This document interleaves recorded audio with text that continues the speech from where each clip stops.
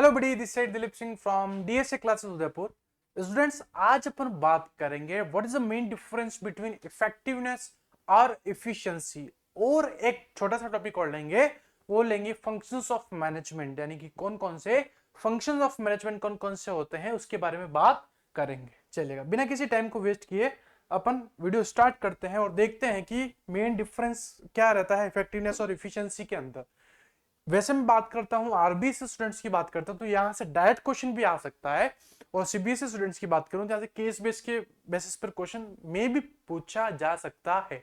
हर चीज जरूरी नहीं कि जो एग्जाम में है वही पढ़नी चाहिए, हर चीज एज ए कंसेप्चुअल चीजें भी अपने को पढ़ना चाहिए।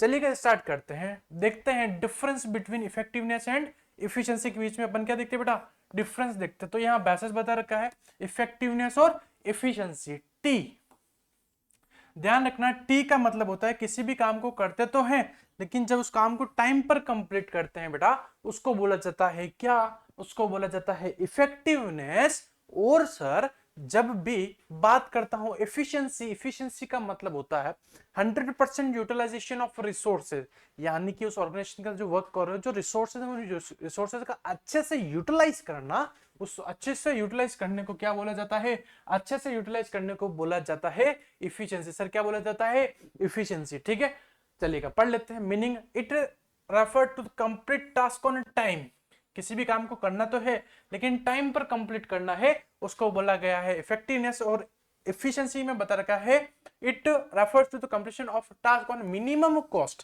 पर सीधी सी बात है, मिनिमम कॉस्ट पे काम कब होगा, जब रिसोर्सेज अच्छे से यूटिलाइज करोगे। तो रिसोर्सेज को अच्छे से यूटिलाइज करोगे तो कहीं कहीं कॉस्ट क्या होगी, डिडक्शन होगा, कॉस्ट क्या होगी, कम होगी।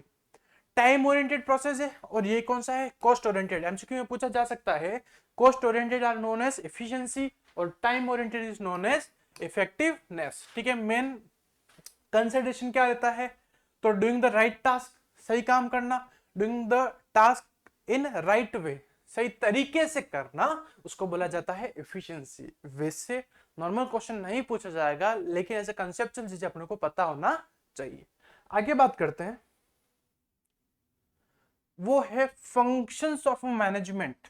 फंक्शंस ऑफ मैनेजमेंट यानी कि चैप्टर नंबर फर्स्ट में नेचर पढ़ा, चैप्टर नंबर सेकंड में प्रिंसिपल ऑफ मैनेजमेंट, और चैप्टर नंबर थर्ड में पढ़ेंगे अपन बिजनेस एनवायरनमेंट। सर ये बात करता हूं, ये है आपका chapter number 4 planning, chapter number 5 organising, chapter number 6 staffing, chapter number 7 directing, and the last chapter number 8 is a controlling. और उसी तरह से आपका बिजनेस स्टडी का पार्ट फर्स्ट पीएसटी का वो हो जाएगा पूरी तरह से कंप्लीट। यानी कि सबसे फर्स्ट चैप्टर कौन सा है, nature and significance of management, chapter number second principle of management, third chapter कौन सा है, बिजनेस एनवायरनमेंट, एंड उसके बाद में जो फंक्शंस ऑफ मैनेजमेंट है वो ही कहीं कहीं जाके आगे जाके अभी चैप्टर्स बन रहे हैं, जैसे कि planning, organising, staffing, directing and controlling. कौन कौन से है, planning, organising, staffing, directing and controlling. ये क्या है, ये आपके है फंक्शंस ऑफ मैनेजमेंट। बेटा क्या है, ये है आपके फंक्शंस ऑफ मैनेजमेंट। क्या है, फंक्शंस ऑफ मैनेजमेंट। तो ध्यान रखना फंक्शंस ऑफ मैनेजमेंट कितने होते हैं, तो बेटा बोलो फंक्शंस ऑफ मैनेजमेंट होते हैं 5। कितने होते हैं, 5। कौन कौन से, planning, organising, staffing, directing and controlling. 1 2 3 4 और 5। एक बहुत ही अच्छी तरीके से चार्ट बना रखा है, उस चार्ट के जरिए अपन बता सकते हैं कि फंक्शंस ऑफ मैनेजमेंट को 5 पार्ट्स के डिवाइड कर रखा है, planning, organising, staffing, directing and controlling. बेटा आगे बात करेंगे इन चैप्टर्स में, इन सब चैप्टर्स के अंदर इनका मीनिंग है,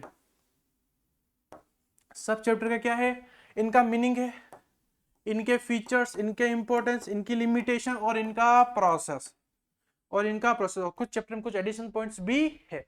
ध्यान रखना इन सब का क्या है, अपना अपना प्रोसेस है। अरे क्या है, अपना अपना प्रोसेस। और प्रोसेस का अभी से बोल रहा हूं स्टार्टिंग से, प्रोसेस हमेशा सीक्वेंस में याद होना चाहिए, प्रोसेस हमेशा सीक्वेंस में ही क्या होना चाहिए, याद। ठीक है, तो प्लानिंग का क्या मतलब होता है भाई, प्लान बनाते कब है, यानी कि फ्यूचर में होने वाला कुछ इवेंट होता है उसके लिए अपन प्लानिंग करते हैं। तो planning bridges the gap between where we are and where we want to reach, आज कहां है और कहां तक पहुंचना है, उसके बीच में जो गैप लेके चलता है सर वो चलता है प्लानिंग। यानी कि फ्यूचर में कुछ अपन कुछ मैनेजमेंट करने वाले हैं, कुछ प्लान करने वाले हैं, उसके लिए अपन क्या करते हैं, पहले से ही एक टारगेट सेट करते हैं, उसको बोला जाता है प्लानिंग। ऑर्गेनाइजिंग, इसके अंदर अलग अलग अपन क्या बनाते हैं, डिपार्टमेंट तैयार करते हैं। ठीक है, अलग अलग क्या बनाते हैं, डिपार्टमेंट।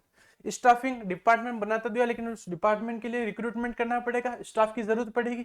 डायरेक्शंस प्रोवाइड करते हैं उस काम को कैसे करना, मोटिवेट कैसे करना है एम्प्लॉइज को, वो सब काम होता है डायरेक्शंस का, डायरेक्टिंग का। एंड कंट्रोलिंग के अंदर क्या करते हैं, कंट्रोलिंग के अंदर अपन क्या करते हैं, जो एक्चुअल परफॉर्मेंस, जो आउटपुट अपने को मिला और जो प्लान किया था, यानी कि प्लानिंग में, यानी कि प्लानिंग और एक्चुअल